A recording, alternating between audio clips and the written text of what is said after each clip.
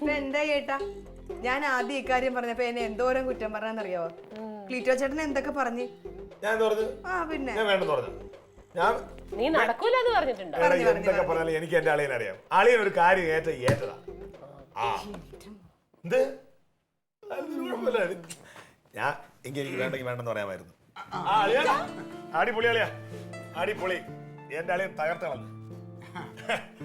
ജോലി rank ലിസ്റ്റിലുണ്ട്. Bus വെള്ളം കൂടെ അളിയന് 43ാമത്തെ റാങ്ക് എന്നല്ലേ പറഞ്ഞേ? 36. 36. ആ ജില്ലയുടെ കാര്യം 50 പേരുടെ ഉള്ളിൽ വന്നു കഴിഞ്ഞാൽ ജോലി ഉറപ്പാ. സത്യം പറഞ്ഞല്ലോ വേണക്കൂട്ടനെ കണ്ണ് കളഞ്ഞു. ആദ്യം വിളിച്ചോ ഞാൻ പറഞ്ഞു പറ്റില്ലെന്ന് പറഞ്ഞു. പക്ഷെ സത്യം പറഞ്ഞ എവളാണ് എൻ്റെ അടുത്ത് പറഞ്ഞത് ഒരു കാര്യം ചെയ്യും നമുക്ക് ക്ലീറ്റോട്ടൊന്ന് പറഞ്ഞു നോക്കാന്ന് പറഞ്ഞു. പക്ഷെ എന്റെ ആളെയും തകർത്ത് കളഞ്ഞു അല്ലേ? എപ്പോഴും പറയാറില്ല എന്തെങ്കിലും ക്ലീറ്റോന്റെ കഴിവിനെ പറ്റി. സ്റ്റാറായി. അപ്പോൾ എന്തായാലും നമുക്ക് ഒരു ദിവസം അങ്ങോട്ട് പോകാൻ കിട്ടില്ല. അടുത്ത ഞായറാഴ്ച നോക്കാളിയാ സമയം കിട്ടുമെന്ന് അറിയില്ല. തിരക്കല്ലേ ഓരോരോ കാര്യങ്ങളുമായിട്ട്. 1 2 3 4 5 10,000 രൂപയുണ്ട്. പ്രസിഡന്റിന് ഞാൻ 40 രൂപ കൊടുത്തോളൂ. ഇത് 10 രൂപ അളിയൻ്റെ ഒരു കമ്മീഷനായിട്ട് ഇരുന്നോട്ടെ. പിടിക്കടേ ഇടേ, നീ ഇത് വെക്കേ. അതൊരു കാര്യം ചെയ്യാം. അങ്ങനെ വേണ്ടേ, നമ്മള് 6 രൂപ ആയിരിക്കട്ടെ. അതൊന്നും വേണ്ട, അതൊന്നും വേണ്ട. ഈ 10 രൂപ നീ വെച്ചോ. എനിക്ക് പ്രസിഡന്റ് വല്ലതും തരുമായിരിക്കും, തന്നില്ലെങ്കിലും ഞാൻ പൊരുത്തപ്പെടും. അങ്ങനെയുള്ള പ്രശ്നങ്ങളൊന്നും എനിക്ക് ഭയങ്കര ആദർശത്തിന്റെ ആളല്ലേ, അപ്പൊ അതുകൊണ്ട് അതല്ലേ ഇത് ഇരിക്കട്ടെ. നിങ്ങൾ ഈ പറഞ്ഞ മാതിരി ഇപ്പൊ നിങ്ങൾ മെനക്കെട്ടോണ്ടാണല്ലോ ഇങ്ങനെ ഒരു സംഭവമൊക്കെ വന്ന് നമുക്ക്. എനിക്കിപ്പോ നീ ഇത് ചുമ്മാരി ഇപ്പൊ പ്രസിഡന്റ് ഞാനോട്ടല്ലേ ഇരിപ്പ് വശം ഒന്നുകൂടെ ഒന്ന് നല്ലതായി, അത്രയൊക്കെ ഉള്ളൂ. പ്രസിഡന്റ് സന്തോഷമാണ്, ഇരുന്നോട്ടെ. അയ്യോ എന്തായാലും ഒന്നുമില്ല, സന്തോഷമായല്ലോ. ക്ലീറ്റസ് വിചാരിച്ച എന്തെങ്കിലുമൊക്കെ ചെയ്യാൻ പറ്റുമെന്നുള്ളത് കുടുംബത്തിനകത്ത് ഇപ്പോഴെങ്കിലും ഒന്ന് അതൊക്കെ അറിയാം. നമ്മളീ പിന്നെ 1 2 പറഞ്ഞ് അങ്ങോട്ടും ഇങ്ങോട്ട് തർക്കിക്കുന്നല്ലാതെ പരസ്പരം ബഹുമാനവും സ്നേഹവും ഇല്ലായ്മയൊന്നും ഇല്ലല്ലോ നമുക്കിടയിൽ. ഇത്തിരി വൈകിയാണെങ്കിലും നീ എന്നെ മനസ്സിലാക്കിയാൽ എനിക്ക് സന്തോഷം.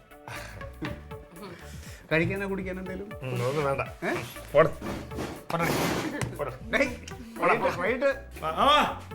അതുണ്ട് കഷ്ടം.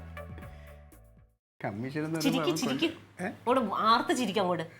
നിങ്ങൾ എന്ത് മണ്ടത്തരോ ക്ലീറ്റോ കാണിക്കുന്നത്? ഞാൻ ഇനി എന്തുവിടെ ഇരുന്ന് കരയണോ? ആദർശം കെട്ടിപ്പിടിച്ചോണ്ട് ഇവിടെ ഇരുന്നോ, അപ്പൊ കിട്ടും വായിലോട്ട് കൊഴുക്കട്ട.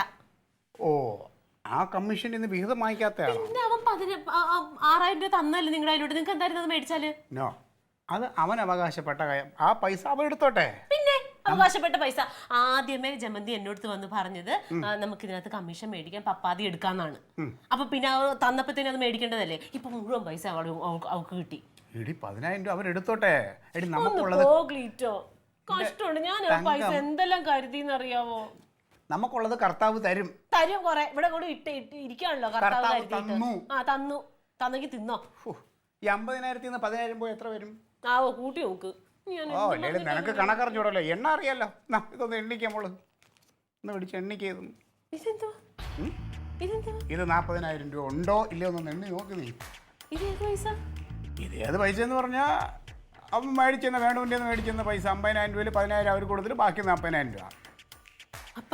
പ്രസിഡന്റിന് കൊടുത്തെന്ന് പറഞ്ഞതാ? ഏത് പ്രസിഡന്റിന് ആര് പൈസ കൊടുത്തു? നിങ്ങളുടെ പ്രസിഡന്റ്. എടി പ്രസിഡന്റ് ഈ കാര്യം പോലും അറിഞ്ഞില്ല. പ്രസിഡന്റിന് ഞാൻ പൈസയും കൊടുത്തില്ല, പൈസ ഇവിടെ തന്നെ ഉണ്ടായിരുന്നു. ദൈവമേ, അപ്പൊ കൊച്ചു പരീക്ഷ എഴുതിച്ചത് എങ്ങനെയാ? പിന്നെ അത് പഠിച്ച് നല്ല ബുദ്ധിയോടുകൂടി പഠിച്ച് അത് അതിന്റെ കഴിവുകൊണ്ട് എഴുതി അത് ഇതായി പോയത്.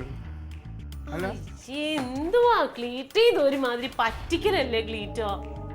ആരെ പറ്റിച്ചു നീ ക്ലീറ്റോ വിളിച്ചു പറയാന്നൊക്കെ പറഞ്ഞിട്ട് വിളിച്ചു പറയാതെ ഇങ്ങനെ പൈസ മേടിക്കണം, മോശമല്ലേ ക്ലീറ്റോ? എടി 1,00,000 രൂപ കൊണ്ടുവന്ന് വേറെ ഏതോ പൊതുപ്രവർത്തകന്റെ അടുത്ത് പോയി ഈ കാര്യം നേടായിരുന്നല്ലേ? ഞാൻ അത് 50,000 രൂപയ്ക്ക് ശരിയാക്കി കൊടുക്കാന്ന് പറഞ്ഞില്ലേ? അപ്പോൾ അവർക്ക് 50,000 രൂപ ലാഭം കിട്ടി ഇല്ലേ? പിന്നെ 10,000 രൂപ കനകനും അവർക്കും കമ്മീഷനും കൊടുത്തു. 40,000 രൂപ നമുക്കും കിട്ടി. ആർക്കും നഷ്ടമല്ലല്ലോ, എല്ലാവർക്കും ലാഭമല്ലേ ഉള്ളൂ. പിന്നെ എന്തോ നീ കിടന്ന് വിഷമിക്കണത്? ഇപ്പൊ ആ കൊച്ചു പരീക്ഷ ജയിച്ചത് കാരണം കുഴപ്പമില്ല. ആ കൊച്ചങ്ങനെ തോറ്റുപോയെങ്കിൽ നിങ്ങൾ എന്ത് പറഞ്ഞേനെ അവരോട്? എന്ത് മറുപടി പറയും? തോറ്റാൽ ഈ പൈസ കൊണ്ടുവന്ന് മാന്യമായിട്ട് അവരെ കൈ കൊടുത്തിട്ട് പറയും, ഞാൻ നല്ലപോലെ ശ്രമിച്ചു പക്ഷെ നടന്നില്ല, നിങ്ങളുടെ സമയദോഷം എന്ന് പറയും. കാശ് തിരിച്ചു കിട്ടിയ ആര് പരാതിക്ക് വരാൻ? ആരും ഒരു പരാതിക്കും വരൂല. അതാണ് രാഷ്ട്രീയക്കാരൻ്റെ ബുദ്ധി.